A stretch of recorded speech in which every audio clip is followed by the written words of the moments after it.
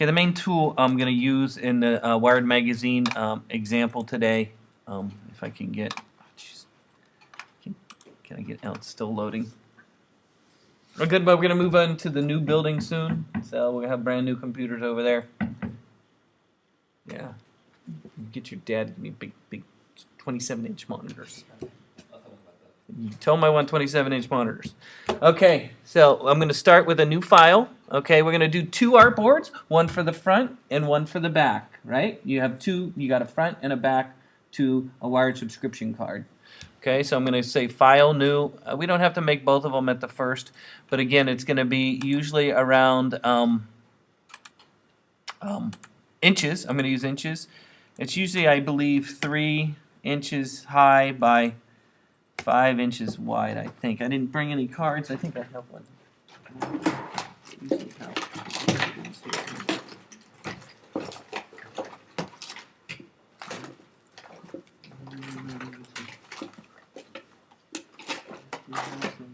We can measure it.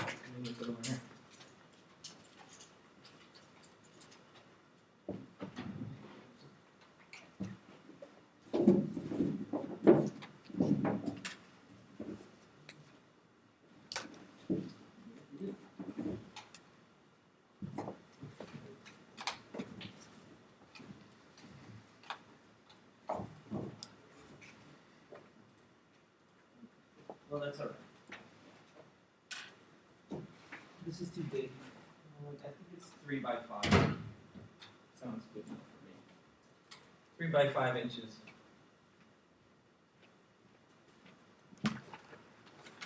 I'm going to go with that. So, oh no, it's going to be wide, 5 inches wide by 3 inches high. And hit OK. OK.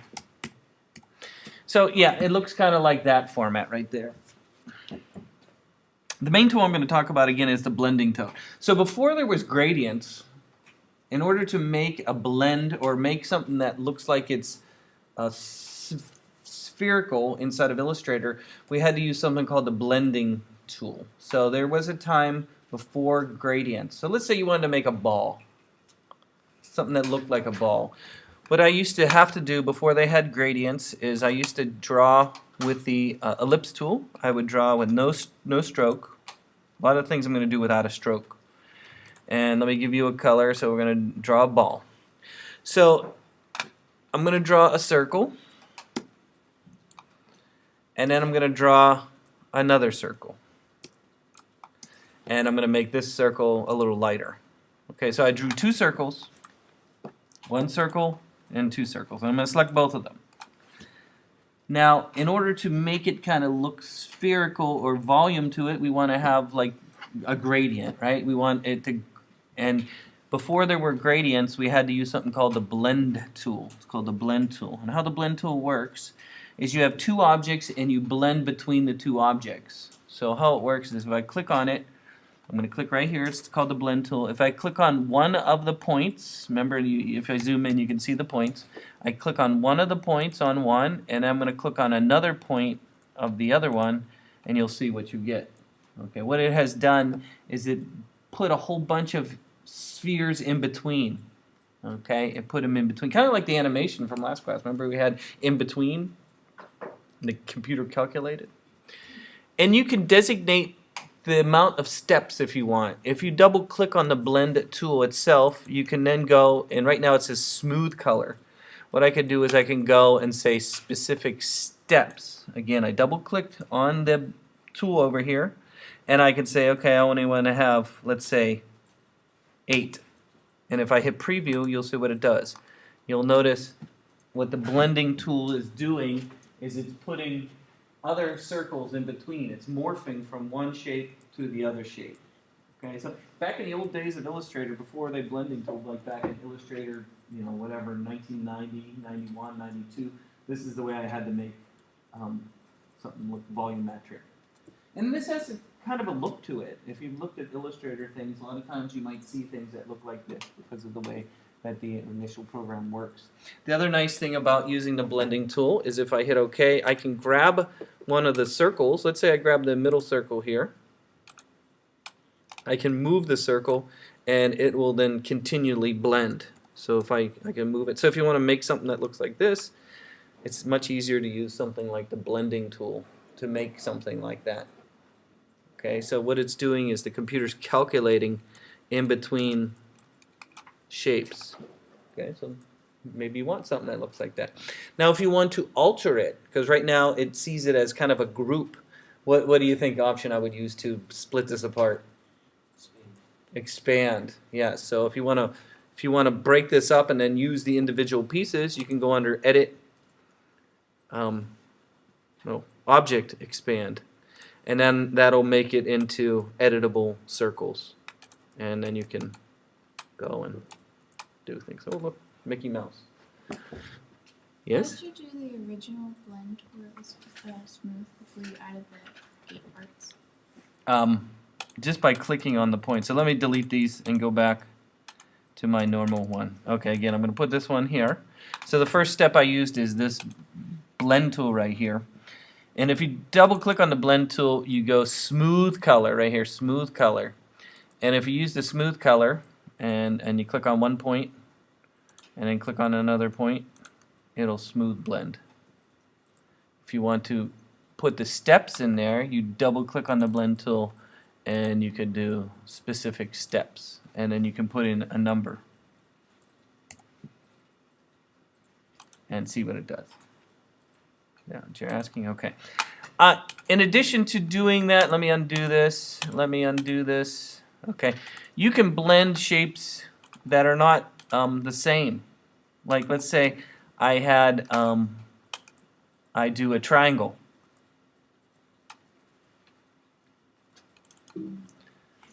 Let's say I make a triangle. Here's my triangle. And it's a different color. Let's make it orange. So I have a circle and I have a triangle. What I can do is I'm going to select both of them, and I'm going to go to my blend tool here, and I can click on one point and then click on another point, and one point, and it'll blend. It only has one step for some reason right now. Smooth color? It didn't really work very well, did it? Let's put 5 in there. There we go. So you can put specific steps. So it'll morph. Notice how it morphs from a circle to a triangle. I use this sometimes if you want to make a shape that's like in between, and then do your expand, and you have a shape that looks like this. Okay. Looks like a kind of a. When you click on the points, do you need to hold shift or anything? No. But it will morph in a rotation if you click on one. So if I click again, let's try. It depends on where you're clicking too, which point you choose. So you can designate which one goes from where to where. So if this you want this point to morph into this point down here. Watch it. Oh, geez, why is it only give me one step? Jeez. 6. Oh, it didn't really work that way. But sometimes it'll rotate around. So what I might use this for, the blending tool for, is I use it to make, at least for me, make what I call crazy backgrounds. And what a crazy background is, and you can see them here. I had a student here working here at West Valley. Her name was Nosley, and she was an illustrator too, and then she works in the marketing department here at West Valley, and so you can make things like maybe the number 1 here. She has kind of some lines. See these lines right here? See the lines right here? You can do things like that. You can do all kinds of things with the blending tool. You can make dotted rectangles going across very easily with this tool, you know, and things like that. So these aren't the best examples. But I had some with nice backgrounds that she made. And you can pass these around if you want to look at them. She made those in Illustrator. So here, let me show you what I mean. Let's say I want to make a really nice, cool background. So I'm going to use the blending tool to do what? I'm going to do it by, let me zoom out a little bit. I need to have some space for this. What I'm going to do is I'm going to draw a line with the pencil tool, okay? And I'm going to make it a little thicker so we can see it. There we go. And I'm going to draw it kind of like a little S. And again, it's no fill. No fill. Where's my fill? Turn no fill. I guess I got to select that. No fill. And the stroke I want to make kind of big. There we go. And let me give it a, well, that's a nice color. Then what I'm going to do is I'm going to duplicate this. Kind of put it in the corner. And I'm going to duplicate that. And I'm going to change the color. Not the fill, the stroke color. There we go. Then what I'm going to do is I'm going to use the blending mode. Actually, let me rotate this around a little bit. I'm going to rotate it. There we go. And then I'm going to duplicate that again and change the color there. Not the stroke, not the fill color. I don't know why it keeps giving me fill. I want a stroke color. There we go. Okay. So what I'm going to do then is I'm going to blend from one line to the other line to the other line. Okay, using the blending tool.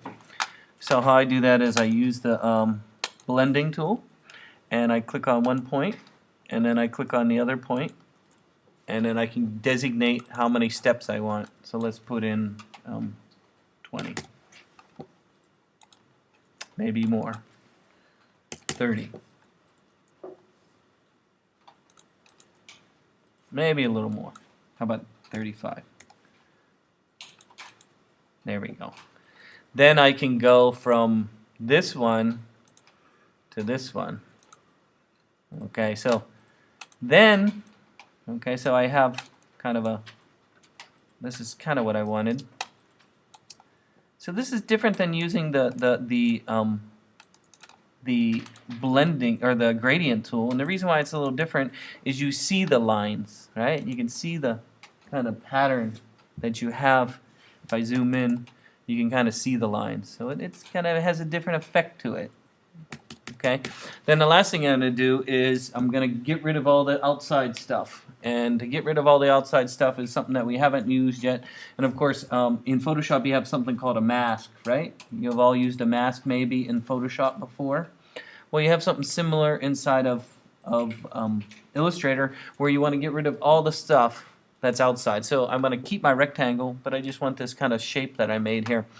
I can use the rectangle tool, and I could draw a box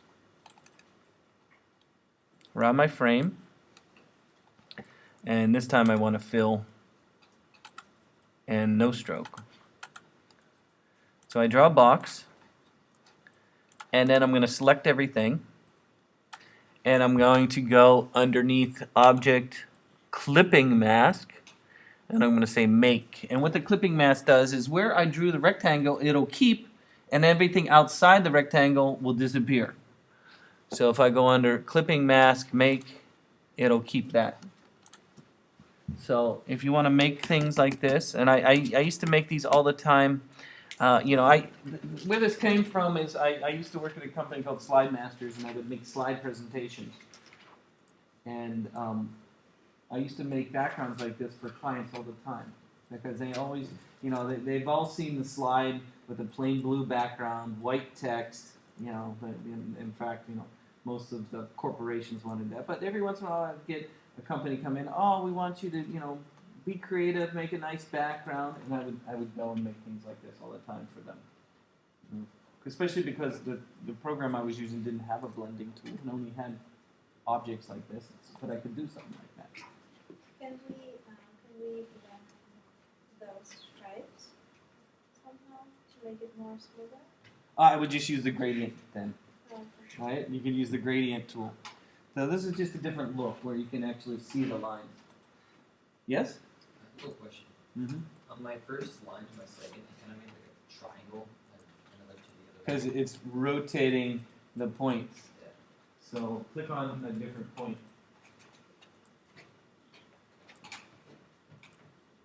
Undo. Okay, we'll get rid of this. Yeah, most likely it's probably because it's blending.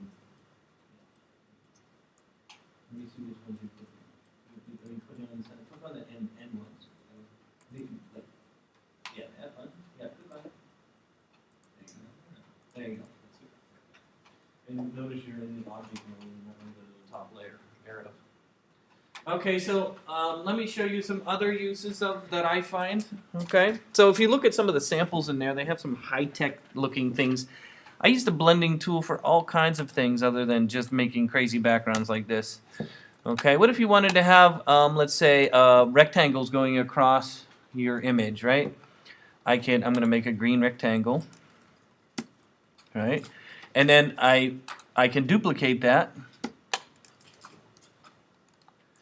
And then I can use the maybe, oh, yeah, that's a little better color. This one a little brighter. And then I wanted kind of a pattern of rectangles.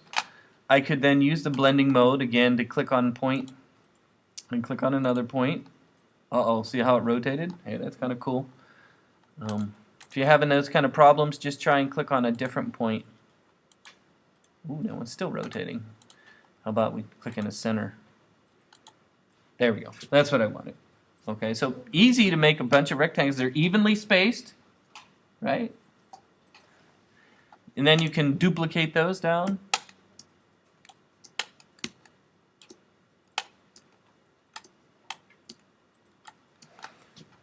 And so you can make a pattern like that. See how fast it is to make a pattern like that? Using the blending tool, other than having to go and think of that. And then, of course, if you want to make sure that they're all evenly spaced, I did talk about alignment. Alignment is up here, or if you bring up the alignment window, it's under Window Alignment. In the alignment window, if I could find it, it was there somewhere. Window Align. Something's popping up here. I'm struggling with Windows today. This one's evenly distribute. These options right here, these options under the align window, of course you can line to the left, make sure everything's aligned. This is already all aligned to the left. But if you want to make sure everything is evenly spaced, you can use this one right here, distribute. And notice how it changed a little bit because I wasn't quite perfect. You know, I do click and drag, but look, see how it shifted them a little bit? What the evenly distribute does is it makes even spaces between something, right? So I want to make sure that the white space is the same between each one of these. If I hit this option right here, vertically distribute, you see it shift a little bit. Now the white space is the same between each of them. So this alignment feature is very useful. Let's continue. I like this background. I might make it a little brighter.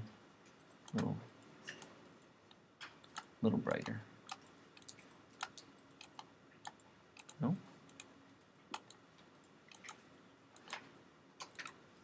Come on, give me almost white. Oh, I want almost white. Okay, there we go. So can you see some uses of the blend tool? Morphing things together, making things, doing boxes like this very easily. It's a very useful tool. Let me talk about the next one I want to talk about, and that is the line patterns that you could make. I usually do this around the outside of my Wired magazine card, where I'm going to have no fill, but have a stroke. I'm going to use black, and I'm going to draw a rectangle. But I don't want a solid line, I want a dotted line. I'm going to make this a little thicker. There we go. But I don't want, and I'm going to give it a color. Make sure you choose the right color here. Why am I struggling with colors today? There we go, I'm going to make it green. But I don't want a solid line, I want a dotted line. To make a dotted line inside of Illustrator, it's under the stroke option. So if you bring up the stroke option inside of Illustrator, you have some options. It doesn't look like there's options here, but there is more options. If you go to the upper right corner, you'll see where it says Show Options. Show Options. So in a stroke, or the line that goes around an object, you can designate how the edge looks. If you want round edges, now I don't have no edges right now because there's no ending. How the corners look, if you want round corners, you can see the corners. In addition, this is how the angle is. But you can also give it what's called a dashed line. And one of the things about the dashed line is it has two options. One, this makes the corners look correct all the way around, where this one, they can be varying corners. Correct corners, varying corners. Correct corners, varying corners. So there's different corner options. In addition, you can adjust the space between them. If you want less space between your dashes, you can put in a lower number, 7 maybe, and you get more dots. You want less, put a higher number, 20. So you can alter those, as well as you can have multiple gaps. Okay? So you can adjust those. In addition, you can have arrow if this was a line. So let's say I do this a lot. I have a lot of things where I have to point arrows at things. And so if you want, you can make a line, and you can put an arrow at the end of the line. So where's my arrow? Oh, there we go. Arrow. And maybe not a dashed line. And you can change the size of the arrow.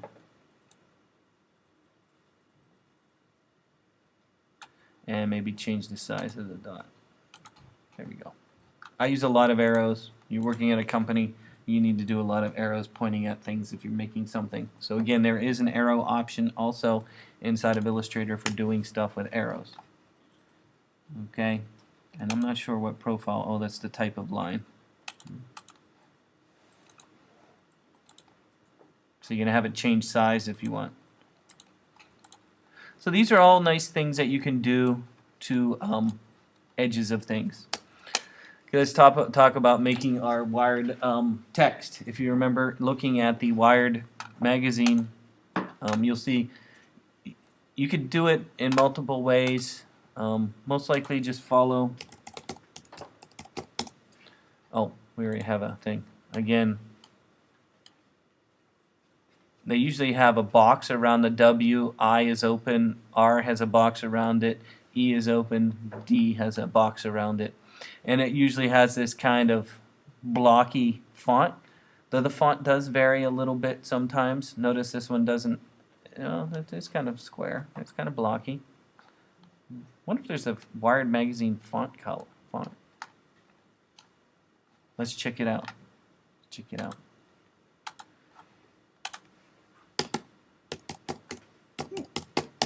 Hey, we're going to go cheating.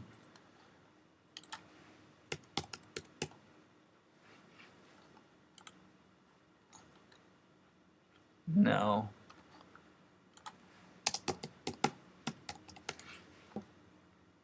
Might as well try it. No. Okay.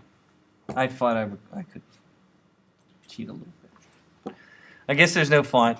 So we have to actually just look at it and make it ourselves. Again, I'm going to remove all this crap for right now, or move it out of the way.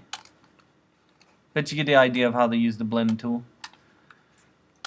Okay, let's make the Wired magazine font. So let's type in W-I-R-E-D.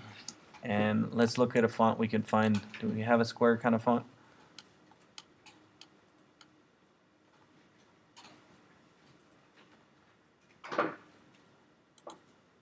No.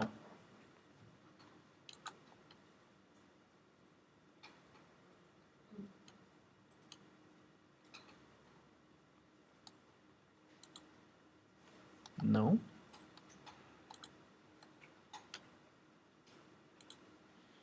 No. Definitely not. I guess we could look for one that's similar.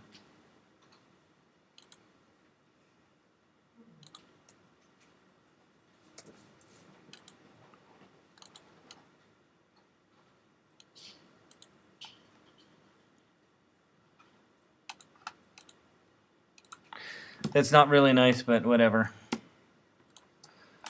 Okay, so, no, I don't like that at all.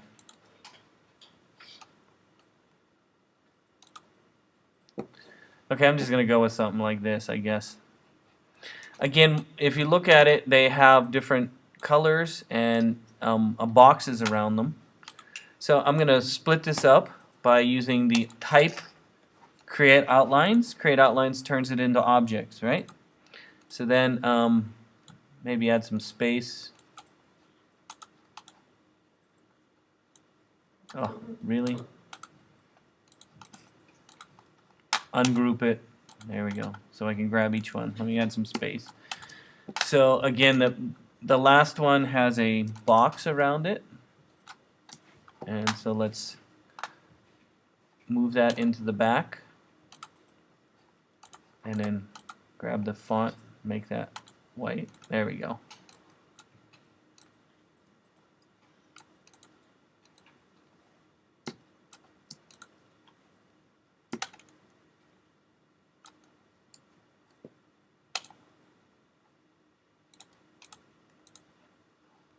Make that white.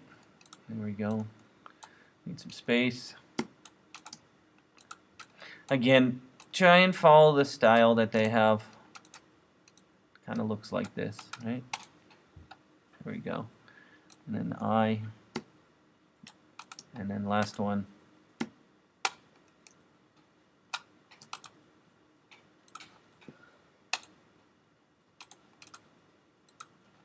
So you can quickly get their style. There we go. Right? Again, block with white letters inside. Again, you can find all kinds of different samples. Oh, I'm not there anymore. Okay, I'm going to steal one of their covers. And I'm going to put it in my design. I'm going to copy it. And I'm going to paste it. And I'm going to shrink it down. And shrink it down. And I'm going to rotate it. There we go. And then I'm going to put it on there. Maybe give it a drop shadow. If you want a drop shadow, they use a lot of drop shadows in their designs. Maybe make it a little bigger. There we go. And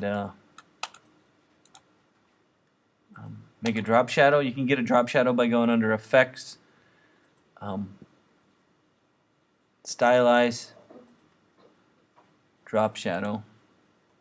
A drop shadow adds a little kind of, and you can rotate it. How do I rotate it?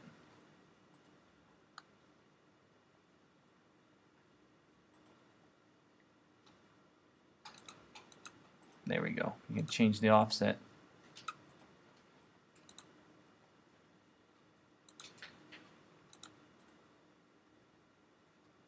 Okay, give it a little drop shadow, makes it stand out a little bit. Okay, what else do we need in our subscription card?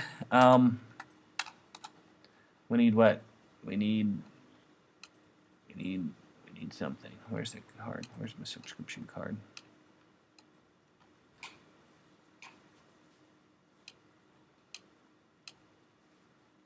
Here's the back cover.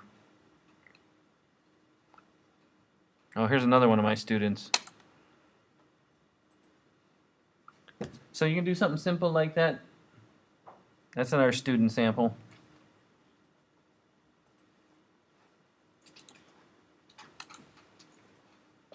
Let's see her website.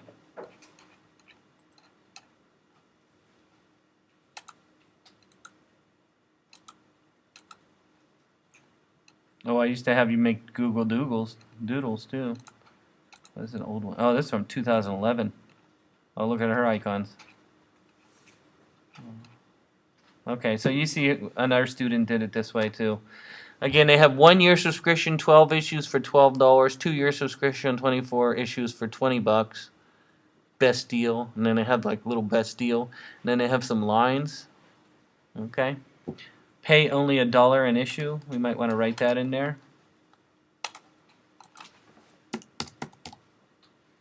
Maybe all caps.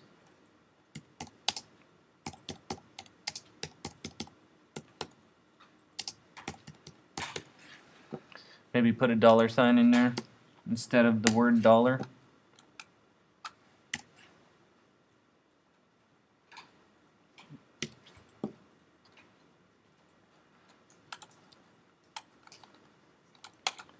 What else do you need? So you should follow what they have. Pay only $1 an issue. Oh, they got an exclamation point at the end there. Think of typography. What font you would use?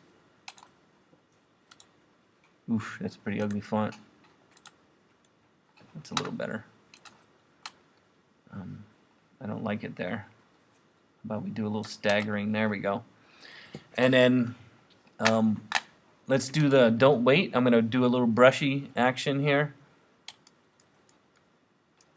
Like there was an example. Ooh, that's pretty ugly. Let's do the green. No? Oh! I wanted stroke. I'm dying here of the stroke here. No fill. I want stroke. Oh, click here. No, it's not because this is a fill option. Oh, we can flip it though. There we go. And so we have a little brushy action. That's pretty ugly. Let's put some text in there. I'm going to duplicate this font. Try and use the same font and sizes and things so that you don't have too many things going on.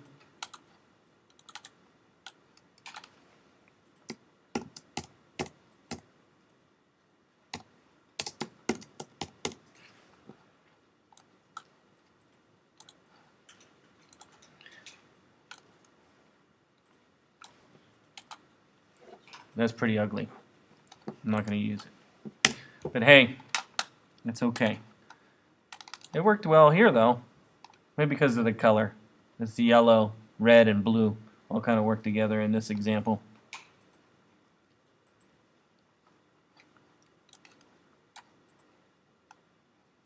I like the includes iPad maybe.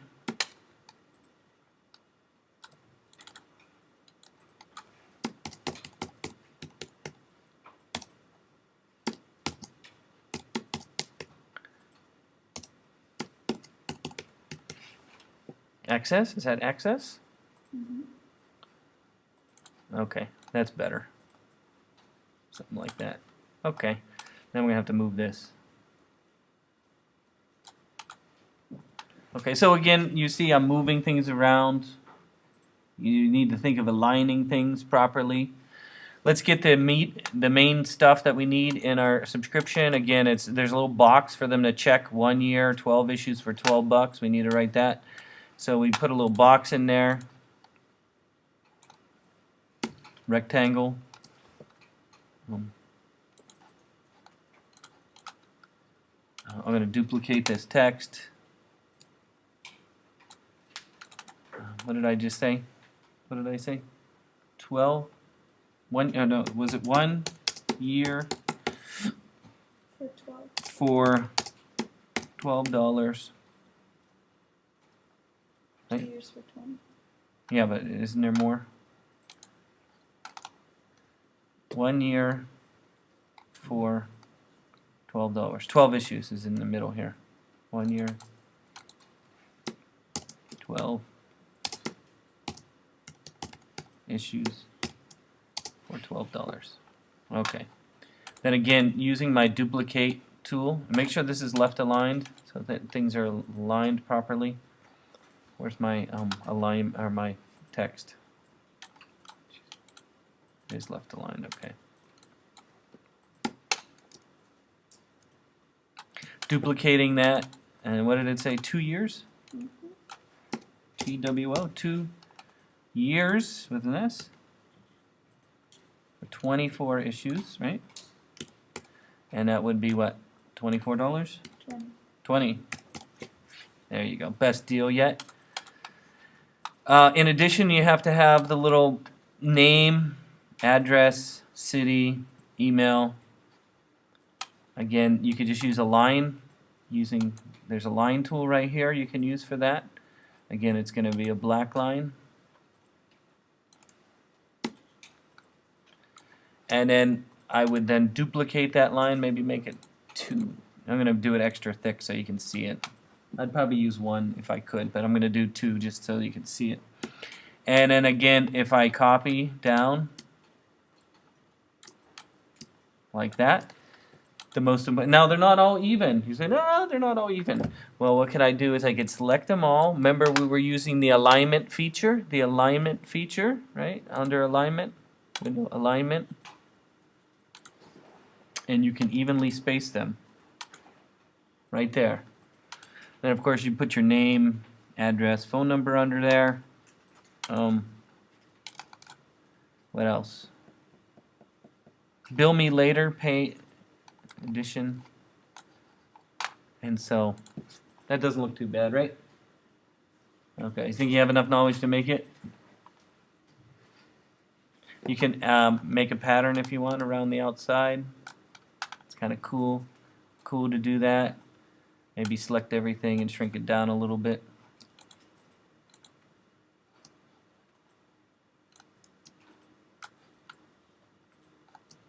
So think of patterns. You can make a background if you want. There, that looks a little better, doesn't it? With a little dotted line going around the outside. So again, I'm moving things around, aligning things, thinking of typography. Make sure the title has this kind of feel to it. You can use an image like this if you want. But as you can see, for the past couple years I've been doing this lesson, and it turned out to be, we haven't done the children's book illustration in a while. You want to do that? Or do you want to make a poster? I moved to making a WPA poster. Do you want to do a children's book illustration, or you want to do the WPA poster next? It's supposed to...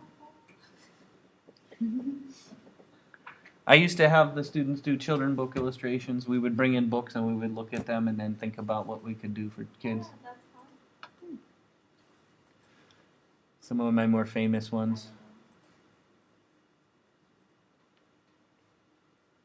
And when you put names and address inside the object, Where? Here? yeah, no, stripes, Down here? yeah. Yeah, you have to... How to do not change the spaces between. How to not change the spaces? Oh, you can evenly distribute them, like I just did with the alignment. Is that what you're asking, or? When you put some text Yeah, inside, name. Yeah. I'm gonna make it really tiny and put it on there. Mm-hmm. Then I can duplicate this for address.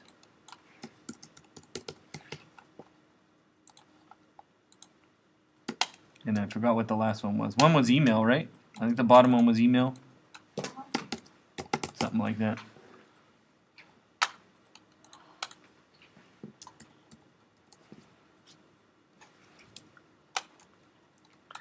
That's kind of nice. It's a good start. Okay, you want to finish your Amazon ad? I'll give you the rest of the class to finish your Amazon ad. You think you have enough knowledge to make a wired card for me next week? You can do it next week. It's fine. And it looks kind of boring, but you really, this is something that you need to practice, moving things around, aligning things, doing the box. Maybe practice the box that I made. I want you to practice the dash line. Maybe try the dash line I did. Maybe make a pattern like this. This might be nice. Maybe make this really light.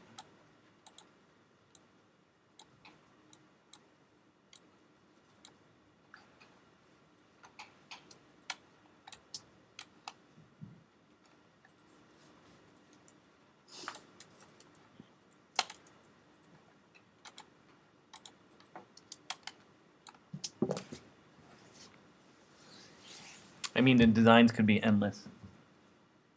I used to have a whole bunch of cards I used to pass out, and then we could look at them, but I don't know where they're at.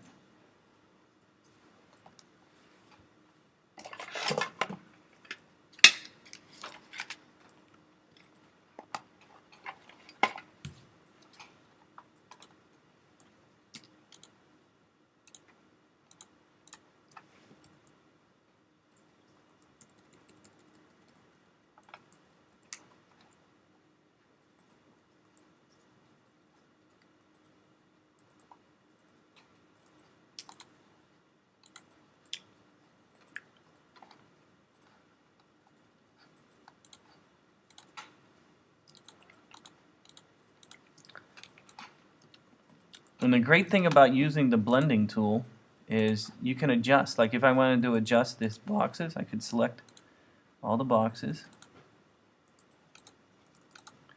and then move them. Ah! Oh, look at that. Kind of.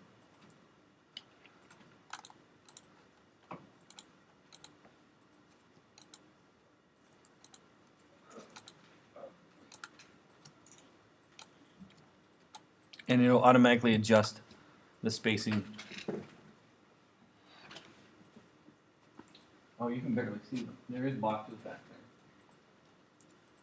Any questions about the blending tool? You're just gonna have to play with it, try it. It's a very useful tool. Very useful. Okay, any questions about the animation?